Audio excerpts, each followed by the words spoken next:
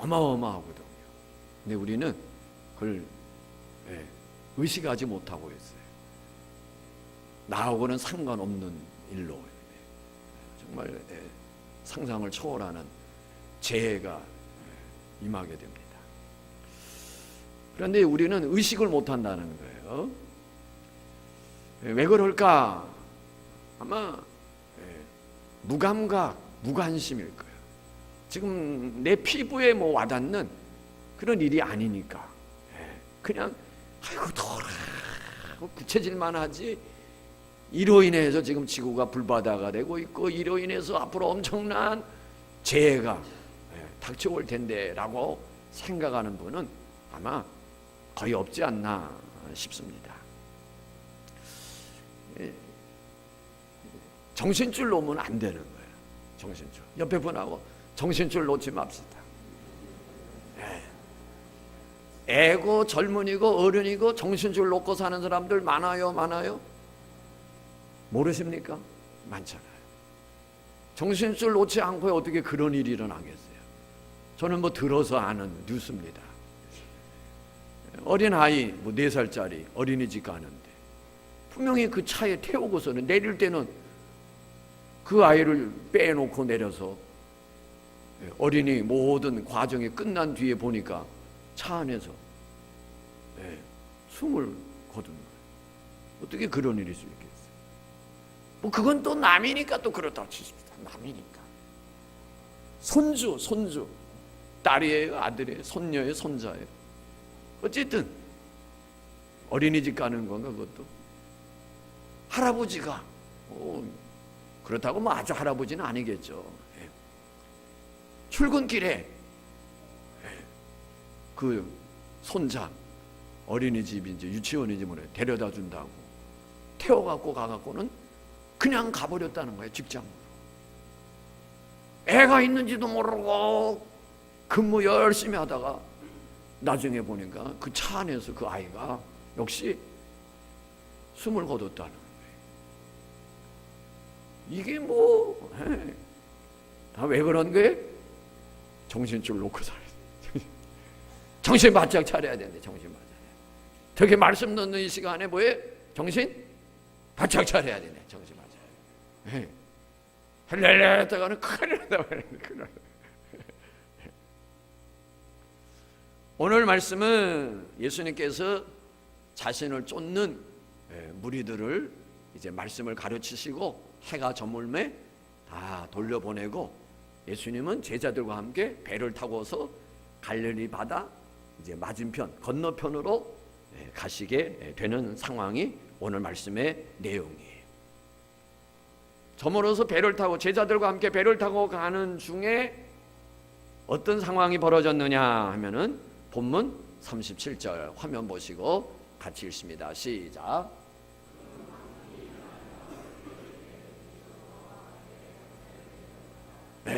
큰 강풍이 일어나며 물결이 배에 부딪혀 들어와 배에 가득하게 되었더라. 큰 광풍을 만나는 위험에 처했습니다. 광풍이 뭐예요? 광풍 말 그대로 바람이 파도가 치는데 미쳤어. 미친 듯이 사납게 부는 바람이 광풍이에요. 광풍. 그러니까 얼마나 바람이 세고 파도가 샜는지 모릅니다. 그러니까 그 파도가 치면서 그 물이 배로 들어오게 되는 거죠. 그 배에 파도가 부딪히면서 물이 배에 들어와서 어떻게 됐다고 그랬어요? 가득했다 그랬어요. 큰 파도가 몰아오면서 배를 때리는데 정신 차릴 수 없는 상황이 벌어졌어요. 물결이 뭐예요? 배에 부딪혀 들어와. 그 다음 같이 읽어요. 시작. 배에 가득하게 되었더라. 고개를 드시고 저를 보세요. 이렇게 눈을 크게 뜨시고 슬리핑에 들어가시면 안 돼요. 아예 자세를 잡으셨어. 이제 서두에 아주 은혜가 충만합니다. 그래요. 그러니까 지금 뭐 제정신이 아닙니다.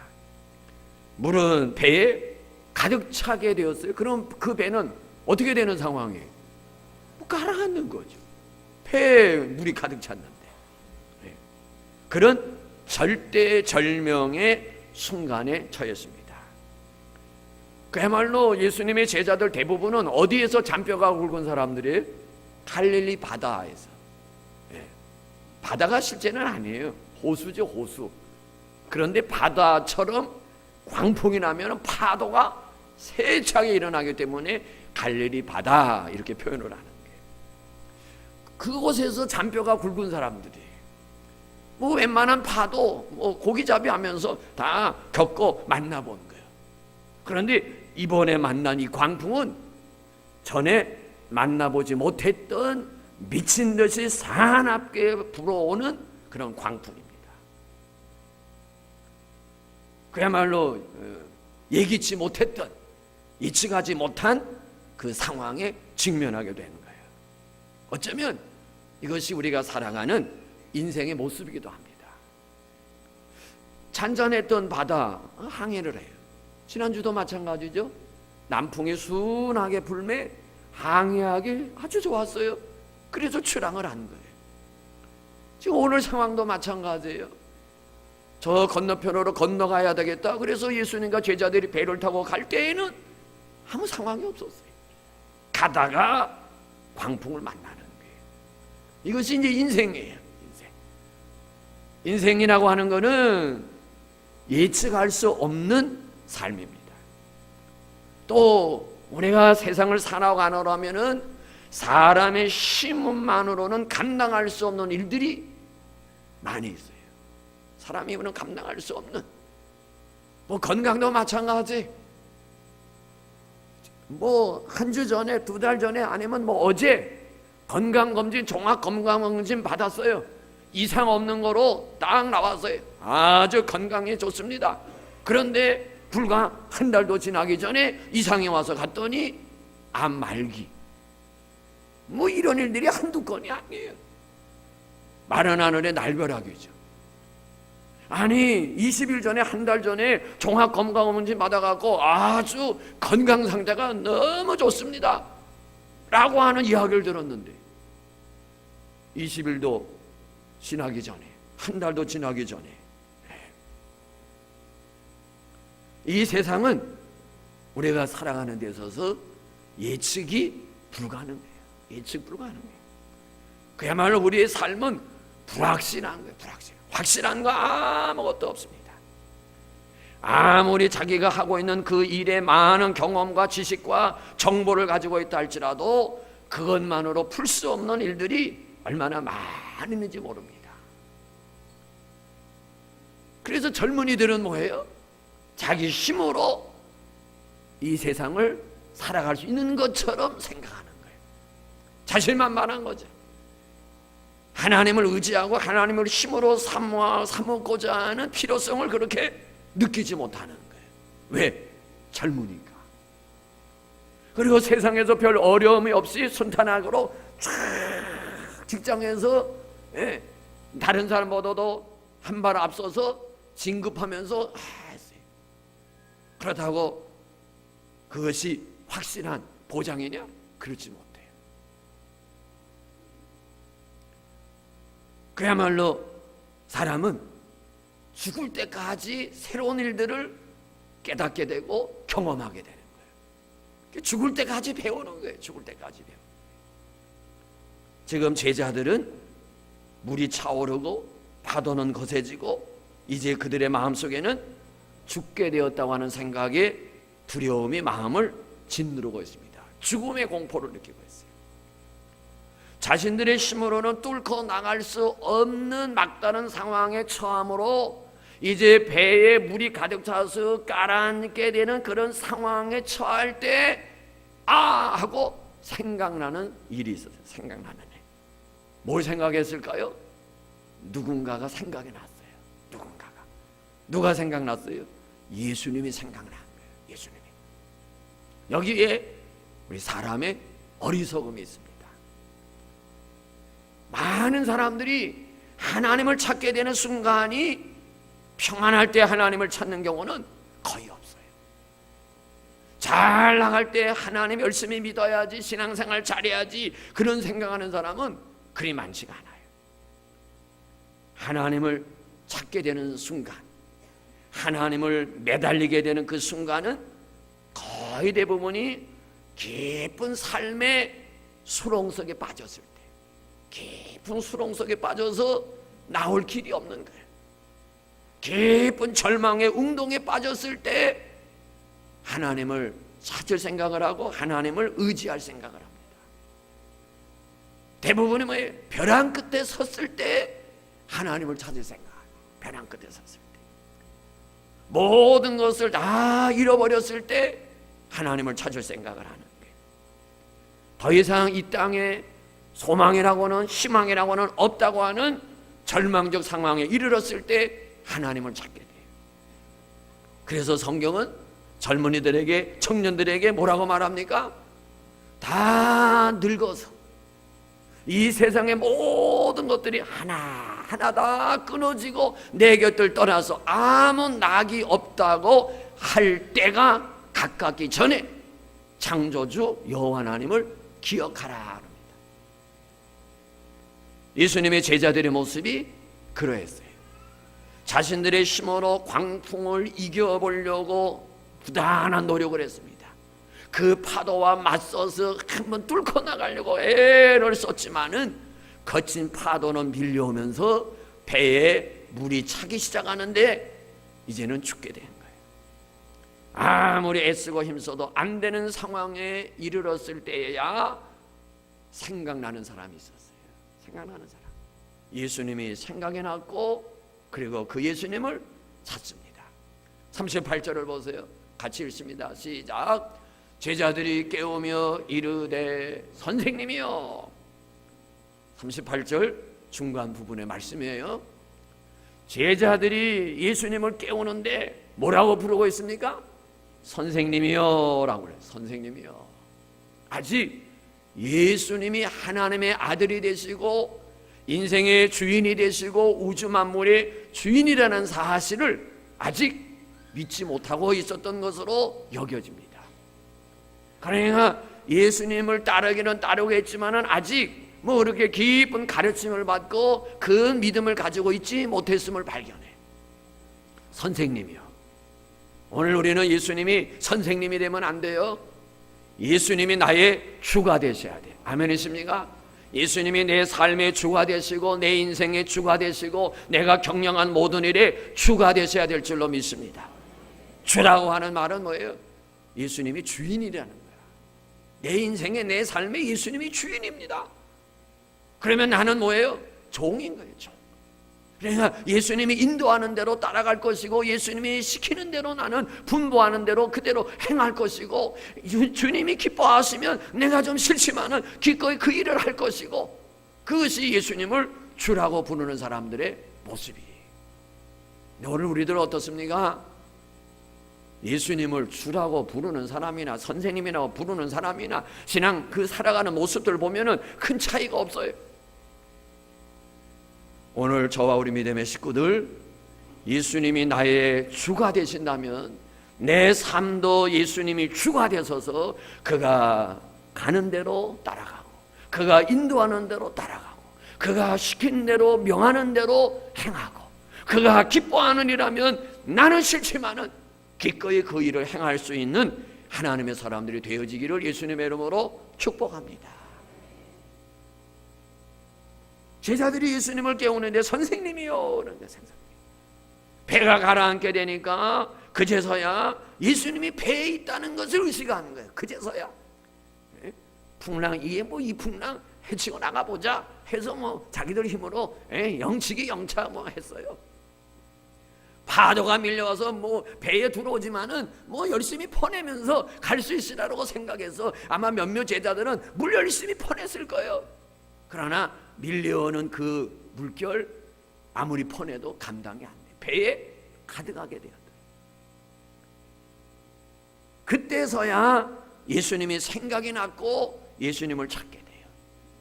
이것이 오늘 우리들의 모습이기도 합니다. 내가 알든 모르든 항상 예수님은 내 곁에 계시다고 하는 사실을 믿으시기 바랍니다. 다만 우리가 세상 사랑 안에 분주하여 주님이 내 곁에 계심을 의식하지 못하고 정신없이 살아가는 거예요. 언제나 하나님은 나와 함께 하시는데 오늘 우리가 하나님을 잊어버리고 세상의 분주함 속에서 세상 일락에 빠져서 그냥 정신없이 살아가는 거예요. 내가 의식하든 의식하지 못하든 간에 언제나 주님은 내 곁에 계심을 믿으시기 바랍니다. 나는 하나님을 잊어버려도 하나님은 나를 잊지 아니하시고 언제나 나와 함께 하신다는 사실을 믿으시기 바랍니다. 예수님은 그 배에 계셨어요. 잊어버린 것, 잃어버린 것은 제자들이 위기에 처하니까 예수님이 계시지? 그래서 가서 선생님이요 하고 깨우는 거예요. 죽게 된 것을 돌보지 아니하십니까? 저는 이 말을 제 말로 바꿔서 생각해 봤어요. 바꿔서 제목 주보보세요. 제목 모르시죠? 제목 같이 한번 읽어요. 시작. 뭐라고요? 예수님 뭐 하시는 거예요? 좋은 말로 했겠어요? 불평과 원망이 가득한 그 톤으로 예수님 뭐 하시는 거예요? 우리들 지금 어떤 상황에 이르렀어요? 죽게 됐는데 팔자 좋게 지금 자빠져 잘 됩니까? 지금 때가 언젠데 그랬겠어요? 그랬겠어요? 틀림없이 그랬을 거예요. 내가 다급한데 무슨 부드러운 말로 지금 나옵니까? 불평과 원망이 가득한 말로 예수님 지금 뭐 하시는 겁니까? 뭐 하시는 겁니까? 제자들 자신들은 지금 엄청난 고생을 하고 있는데 심각한 상황에 처해서 죽을 지경인데 예수님 지금 뭐 하시는 거예요? 여기에 한마디 덧붙이면 남은 죽을 고생하고 있는데 예수님은 지금 자고 있어요. 아니 배가 이렇게 흔들리고 파도가 몰아치는데 그렇게도 잠이 오십니까? 우리 고생하는 거 안 보입니까? 예수님 이래도 되는 겁니까? 예수님 따라합시다. 예수님 목자가 많습니까? 목자가 뭐 하는 건데? 양을 지키고 보호해주고 돌봐주고 위험한 일 만나면 건져주고 눈 부릅뜨고 지켜야 되는 게 목자예요. 목자. 예수님 목자 맞습니까? 예수님이 목자라면 우리를 이렇게 어려운 가운데 오늘 우리들 이런 마음 가질 때가 많습니다. 하나님께서 지금까지 지켜주신 은혜에 대한 그 감사 보답보다도 잠시 겪는 아픔과 어려움으로 인해서 예수님 왜 나에게 이러십니까? 내가 뭘 잘못했다고? 그런 경우가 얼마나 많은지 모릅니다. 좋은 날에는 감사를 모르다가 어려움만 당하면 하나님하고 해보는 거예요. 세상 사람들도 마찬가지죠. 세상 사람들도 좋은 일기, 좋은 환경, 그래서 농사도 잘 짓고 풍성한 열매도 맺고 그래서 하나님 앞에 감사하는 사람들 없어요. 그런데 뭐 가문다든지 비가 억수로 왔다든지 그래서 농작물을 망쳤다고 그럴 때 하는 말 하늘을 보고 하나님도 무심하시지. 하나님도 무심하시지. 자기들이 언제 하나님 찾았다고. 근데 오늘 우리들이 바로 그래. 예수님 이래도 됩니까? 예수님 목자 많습니까? 목자 많습니까? 세월호 사고 난 지 수년 됐잖아요. 그 세월호 사고를 글쎄요 논란이 되고 있는 게 뭐예요? 대통령이 어디 있었느냐 뭐 했느냐가 논란이 되고 있잖아요. 대통령이 어디 있었느냐 뭐 하고 있었느냐 그거와 같은 거예요. 우리가 살아가면서 어려움을 겪을 때 예수님 목자 맞습니까? 하나님 사랑한다고 하시는데 정말 맞습니까? 이런 거예요. 그러나 그게 옳은 게 아니죠. 옳은 게 아니에요. 힘들고 어려운 일에 처할 때 하나님 저희를 안 돌아보십니까? 원망합니다. 저희를 안 돌아보십니까? 항의하고 원망과 불평을 늘어놓을 때가 얼마나 많은지 모릅니다. 힘든 일을 겪을 때 하나님 언제까지입니까? 언제까지입니까? 내가 뭘 그렇게도 잘못을 많이 했다고. 그리고 하나님한테 또 항변합니다. 내 나름대로 주의 일에 힘쓰고 애썼는데. 지금 예수님께서 뭐하고 계셨어요? 제자들은 지금 고생하고 있고 물 퍼내느라고 파도 헤치고 나가라는데 예수님 뭐하고 계셨느냐? 38절에 보면 같이 읽습니다. 시작. 예수께서는 고물에서 베개를 베고 주무시더니, 저 배 이제 뒤편에서 의자 조그만한 거 있었는지 모르겠어요. 지금 주무시고 계셨어요. 그리고 앞전에 읽었던 말씀 다시 38절 또 봅니다. 제자들 읽어요. 시작. 제자들이 깨우며 이르되 선생님이여 우리가 죽게 된 것을 돌보지 아니하시나이까. 지금 예수님께 따지는 겁니다. 따지는 거예요. 지금 정신이 있습니까? 없습니까? 라고. 지금 우리가 죽게 되었는데 돌보지 아니하시고 뭐 하시는 겁니까? 라는 거예요. 제자들의 불평과 원망이 과연 타당한가? 타당한가? 두려움과 불안에 떠는 것이 과연 당연한 일인가? 할 때 부질없는 원망이고 부질없는 불평이고 부질없는 걱정이고 부질없는 두려움이고 부질없는 불안이, 아무 쓸모없는 불평과 원망, 근심과 걱정, 두려움과 불안이. 오늘 우리들 마찬가지. 우리 어떤 일에 염려해요? 근심해요? 두려움을 느낍니다. 불안한 가운데 있습니다. 큰 걱정 속에 살아가고 있습니다. 그 모든 것들이 다 아무 유익함이 없는 것들이라니까. 지금 그 배에 누가 계셨어요? 제자들, 예수님이 계셨어요.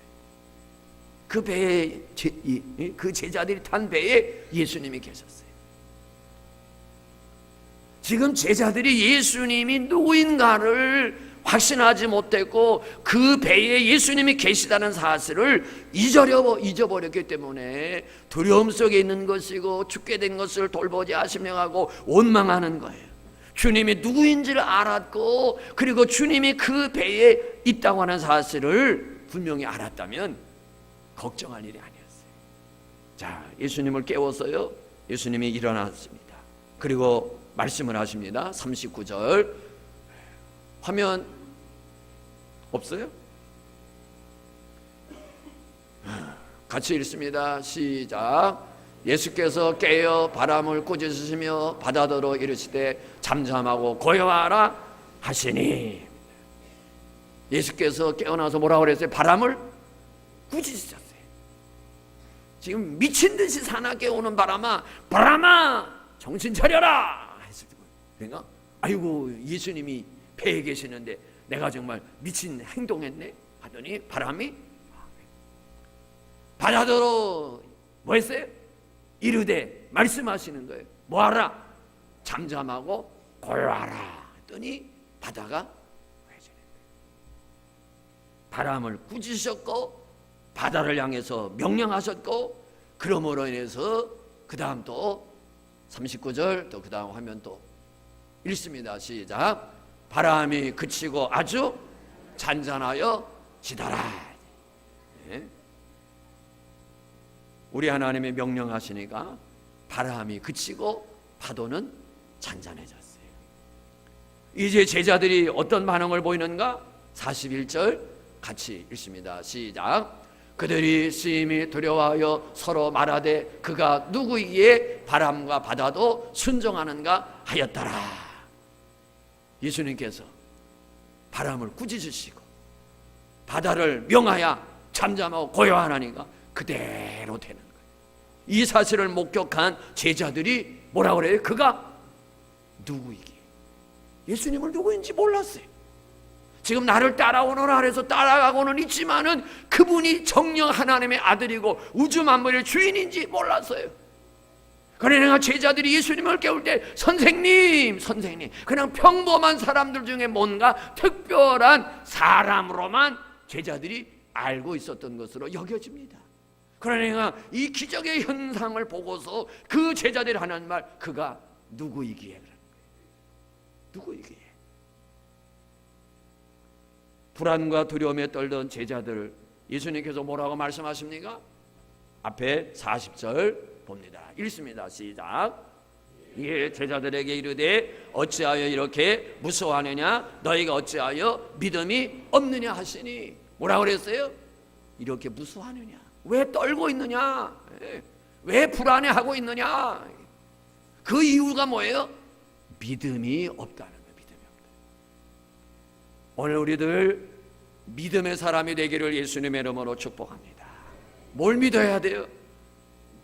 창조주 하나님 여호와, 나 위하여 십자가에 죽으시고 부활하시고 우주 만물의 주인이 되시는 믿음의 주 예수 그리스도, 할렐루야. 그분이 내 곁에 계시고 나와 함께 하심을 믿으시기 바랍니다.